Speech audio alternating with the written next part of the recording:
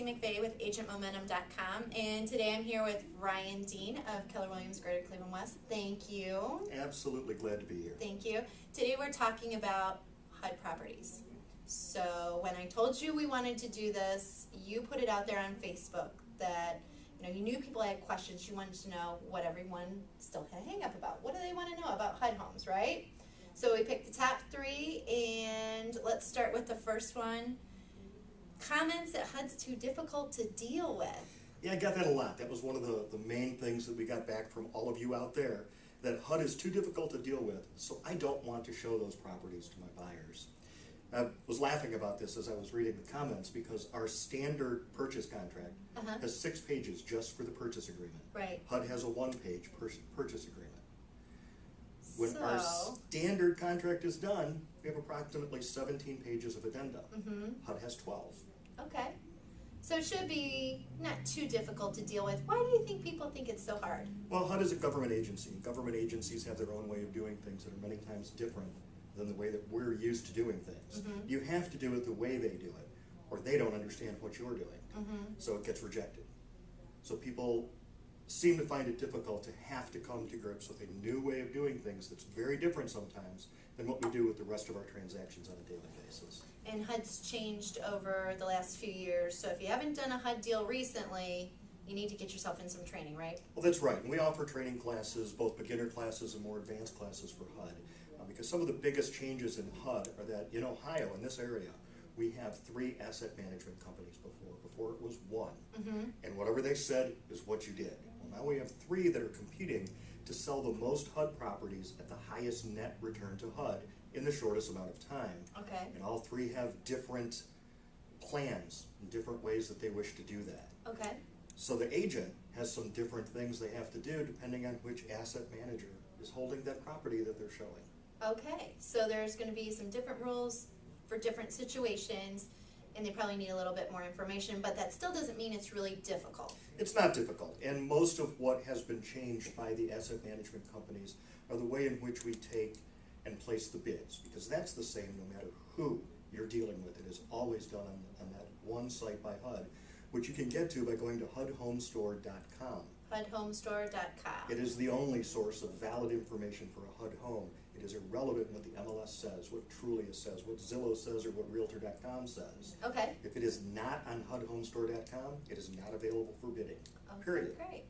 So in that regard, it's much more simplified than it used to be.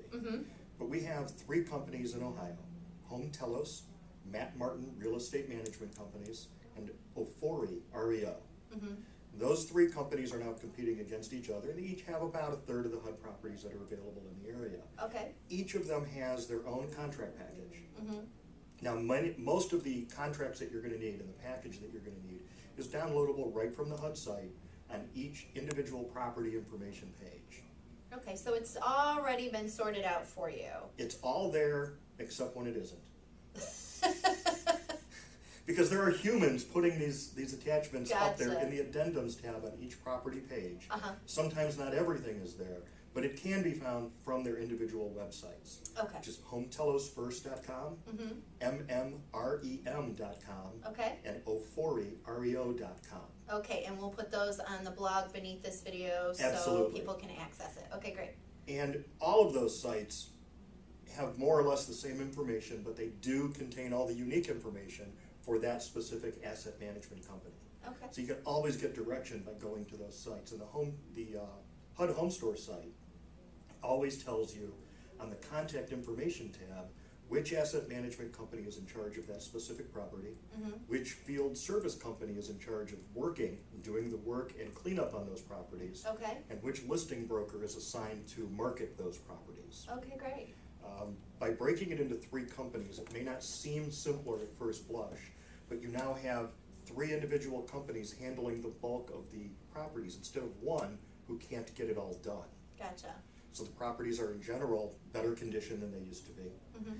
While they're not repaired or maintained, they are stopped from deteriorating any further than the condition they were in when HUD got them. Okay, so that brings us to the next point. People were asking, gee, I write an offer, we have an inspection. How come HUD won't do anything? Well, HUD won't do anything because in order to do repairs, they're spending my money and your money and everybody else's money out there that pays taxes, and that is not what they're charged to do. HUD's only purpose in having these homes in their possession is to get them back into the hands of owner-occupants. And I said owner-occupants for a reason, because they do open their properties for sale to investors after a 30-day initial marketing period that is specifically for owner-occupants. But HUD's actual mission, what they're charged to do, is to get as much of this property back into the hands of owner-occupants as possible. They are not there for the benefit of the investors, they are there for the benefit of the citizens. So that's their mission. Now, they use our funds to repay FHA loans. When those loans go bad, the mortgage companies will foreclose on them, the banks foreclose on them, and then they turn to us, the government, and say, okay, you guaranteed the loan, give me my money now. Gotcha. Which HUD does, and now HUD has all these homes in their hands. And you said earlier, I mean, there's quite a few. What is the backlog of these things? How much is sitting back there that's not on the market yet, do you suppose? Best guess. Quite a bit more than people expect. Okay. We were just recently in a seminar with HUD. Okay. And another asset management company that handles Fannie Mae properties also, in addition to HUD. They stated during that seminar that HUD has over 75% of their inventory still off the market. This is inventory already in hand, it's already been foreclosed, they've already redeemed it, HUD now controls it. 75% of that inventory is not yet on the market. Okay. So we have 4 years of HUD inventory coming. Wow, so this is going to become more and more available and part of what we do. I mean, we're going to encounter it more as time goes on. Absolutely, and it's going to come down to a decision on each individual realtor. If the realtor is willing to eliminate a significant portion of the available homes from what their buyers see, if that is what they think is in the best interest of their buyer, then by all means, don't learn about HUD. Right. But if you actually want to offer all the possibilities to your buyer, you need to know how to handle a HUD sale. There's just no way to get around it. Right, I agree. And also, we'll put a link under this video on the blog for your upcoming classes too, because I know you're really great about doing that. Last but not least, this didn't come as any surprise that this was a question. Gosh, you know, all this rigmarole, all the writing of the contract and all that, do I really need to do that before I submit an online bid? Especially if you've got an investor, he's looking at a lot of stuff, just wants to sort of lob a lowball out there. Is it really that important that I have the written package completed before I submit the online bid? Only if you want to be in compliance with federal law. When you go to HUDHomestore.com and you sign up to be a bidder, one of the things that you're going to do in your agreement on that page is agree to have this contract package complete and signed and ready to go before the electronic bid is submitted. Okay. They do this for several reasons. Once a bid is submitted to HUD and that bid is accepted, that property is taken off the market. So immediately, HUD is removing that property from availability to all other bidders. Assuming it has a fully executed agreement, right? Before the executed agreement is in your hands, they actually pull it that day that the bid is received. They're really counting on you doing what you said you were going to do. You have to follow through. Okay. In addition to that, which is a topic we can cover in our next session, earnest money to HUD is HUD's. It is HUD's at the moment they accept your contract.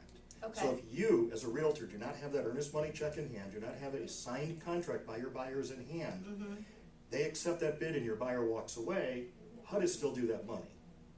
They're going to get their money. They're going to get it from the buyer, but without a signed contract, the buyer's not obligated, yet you placed their bid electronically saying that you had all of these things in hand.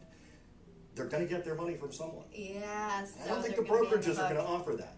I don't think, we're not going to offer that as a perk here, I don't think. No, so it's in your best interest as a realtor to have that contract in hand. You've agreed to it. And even more important than that, once you have your accepted contract, the clock starts to get that contract to Philadelphia, to where HUD is. Okay. You have 48 hours to get that signed contract, including your earnest money, to HUD. If you do not have that signed contract in hand, that clock starts. Now your buyer decides to be gone for a day. You can't get a hold of them. You don't have it in time to overnight it. Right. You get it to them late, the contract is canceled because you did not perform your due diligence on the sale. So now we got problems with fiduciary duty to our buyer and all kinds of things. Fill out the contract, get it signed in blue ink. It's a government thing. Get it signed in blue ink, and everything is fine.